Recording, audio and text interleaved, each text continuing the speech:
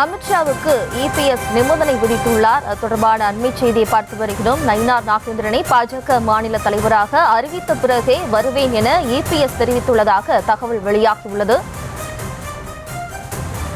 மத்திய அமைச்சர் அமித்ஷாவுடன் தொலைபேசி வாயிலாக இபிஎஸ் இந்த நிபந்தனையை விதித்துள்ளதாக தகவல் வெளியாகியுள்ளது.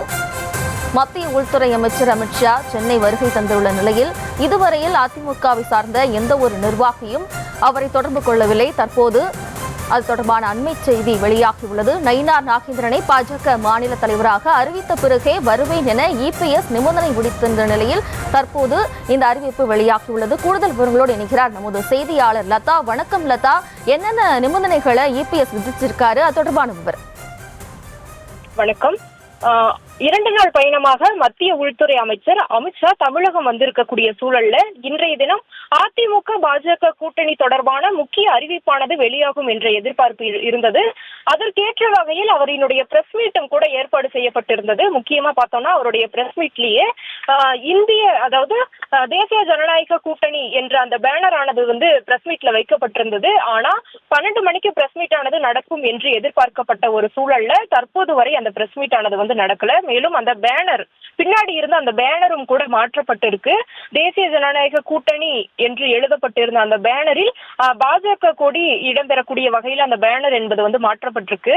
அதனால கூட்டணி அறிவிப்பில் ஏதாவது குழப்பம் நீடிக்கிறதா என்ற கேள்வியானது எழுந்திருந்த ஒரு சூழல்ல தற்பொழுது ஒரு தகவலாக நமக்கு ஒரு விஷயமானது கிடைத்திருக்குது. அந்த வகையில அதிமுக பாஜக கூட்டணி தொடர்பாக மத்திய உள்துறை அமைச்சர் அமித்ஷா இபிஎஸ் ஓடு தொலைபேசி வாயிலாக பேசி வருவதாக தகவலாக நமக்கு கிடைச்சிருக்கு.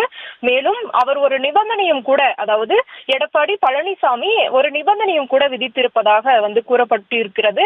நயினாரை தலைவராக அறிவித்த பிறகுதான், அதாவது நயினாரை தமிழக பாஜகவினுடைய தலைவராக அறிவித்த பிறகுதான் நான் இந்த ஆலோசனை கூட்டத்திற்கு வருவேன், ஐடிசிக்கு வருவேன் என்று அவர் குறிப்பிட்டதாக அந்த தகவலாக நமக்கு கிடைச்சிருக்கு. ஒரு புறம் இப்படி இருக்க, மறுபுறம் பார்த்தோம்னா தமிழக பாஜக மாநில தலைவருக்கான அந்த தேர்வுக்கான விருப்ப மனு என்பது தாக்கலானது நடைபெற்று வருது. தற்பொழுது வரை நயினார் மட்டும்தான் விருப்ப மனுவை தாக்கல் செய்திருக்கிறார். சிறப்பு அனுமதி பெற்று அந்த விதிகள் என்பது தளர்த்தப்பட்டு தற்பொழுது நயினார் மட்டும் அந்த சிறப்பு அனுமதி பெற்று விருப்ப மனுவை கொடுத்திருக்கக்கூடிய ஒரு சூழல்ல 4 மணி வரை விருப்ப மனுவை கொடுப்பதற்கான கால அவகாசம் இருக்கு. வேறு யாரும் விருப்ப மனு கொடுக்காத பட்சத்தில் ஒருமனதாக நயினார் தேர்வாவார். எனவே 4 மணிக்கு வேறு யாரும் கொடுக்காத ஒரு சூழல்ல உறுதியாகிவிடும். அதாவது நயினார் தான் தலைவர் என்பது நம்ம புரிந்து கொள்ளலாம். எனவே அதற்கு பிறகாக எடப்பாடி வருவாரா என்ற ஒரு கேள்வியானது இருக்குது. இருந்தாலும் இத்தகைய ஒரு தகவலானது நமக்கு கிடைச்சிருக்கு. அந்த வகையில காலை 12 மணி, அதாவது தொடர்ந்து அந்த ஷெட்யூல் என்பது இன்றைய தினம் ஷெட்யூல் என்பது டோட்டலாவே மாறி இருக்கு, அமித்ஷா அவர்களினுடைய அந்த ஷெட்யூல்.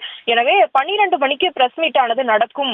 அப்பொழுது கூட்டணி தொடர்பான முக்கிய அறிவிப்பானது வெளியாகும் என்று எதிர்பார்க்கப்பட்ட ஒரு சூழலானது இருந்தது. அதற்கேற்ற வகையில் தான் பிரஸ் மீட்டிலும் கூட தேசிய ஜனநாயக கூட்டணி என்று குறிப்பிட்டு அந்த பிரஸ் மீட் ஆனது தயார் செய்யப்பட்டிருந்தது. அதில் 7 நாற்காலிகளும் கூட போடப்பட்டிருந்தது. அதில் பார்த்தோம் அப்படின்னா அமித்ஷா, அண்ணாமலை மற்றும் கூட்டணி கட்சியை சேர்ந்த அந்தந்த கட்சி சார்பில் வரக்கூடிய பிரமுகர்கள்